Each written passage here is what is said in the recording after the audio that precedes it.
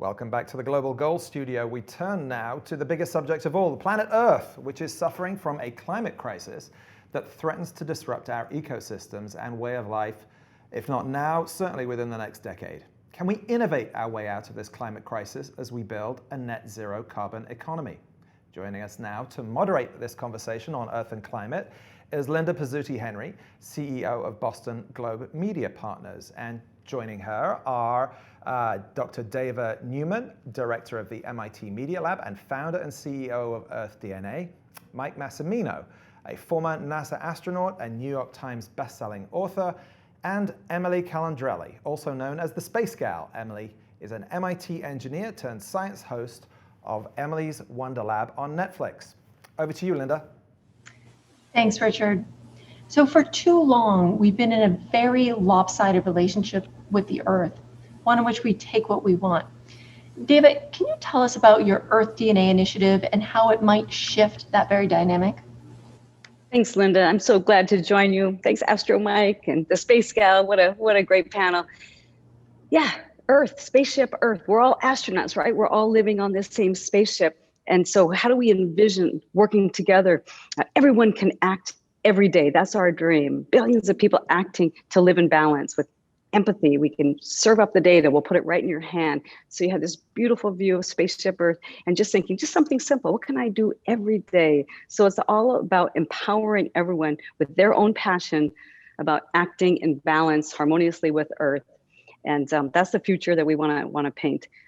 It is urgent. It's in the next decade that we all need to act. So for our EarthDNA platform, it's an operating system, right? Earth didn't come with an operating system. We need that manual. You know, what can I do today? Oh, that's a great idea. Just to, again, live in balance with all of our systems, oceans, land, air, and space. Just keeping this precious Earth, precious planet that we have for the next generations.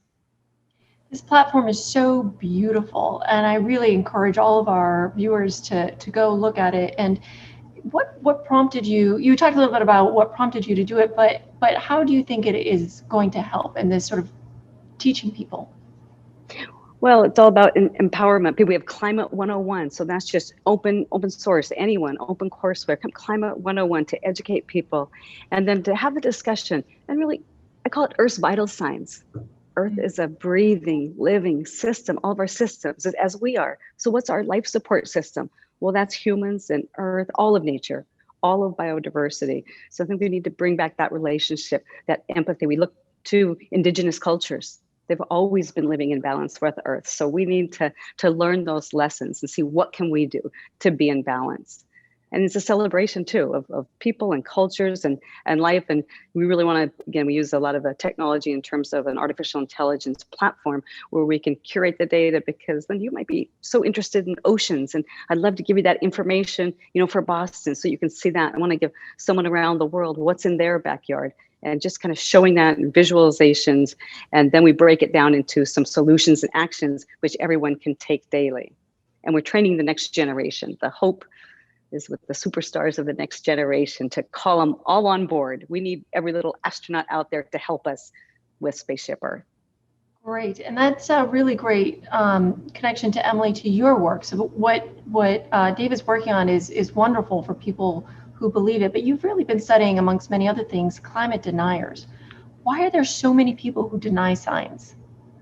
Right, so the psychology of science denial is fascinating. And for those of us who work in the scientific industry in some capacity, the illogicalness of it all can also be very frustrating.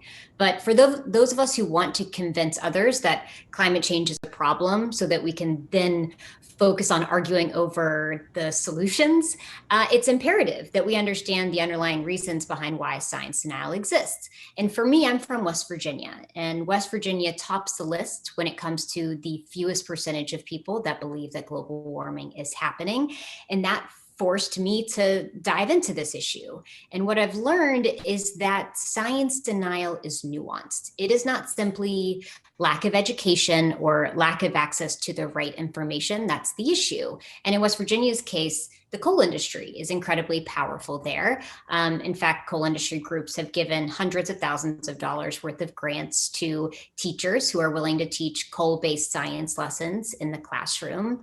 And that's particularly problematic when you remember that West Virginia teachers are notoriously paid abysmal salaries compared to the national average. They made national news in recent years because they all went on strike on this issue. And so children in West Virginia, these young kids have been taught year after year that coal is the best thing that's ever happened to them, to the state of West Virginia. And so sometimes climate change denial is a means of survival. It's a means of self-preservation, of preserving your worldview and preserving your livelihood, even because many of these kids come from families who are employed by the coal industry. My dad was employed by the coal industry and got laid off growing up because of the dying coal industry. And so it's not really a science issue for them. It's more of an economic one. And if we only view this issue through a science lens, we're going to miss the point. And so I think for those of us who are science communicators, for those of us who are climate change activists, we have to learn to listen to those we are working to convince. And like Davis said, work to be empathetic when it comes to our science education, because science denial is far more nuanced than we'd like to think. That is one of the most thoughtful explanations of science deniers I've heard. Thank you. We are going to go on a quick break. We'll be back in the Global Goal studio in just a minute.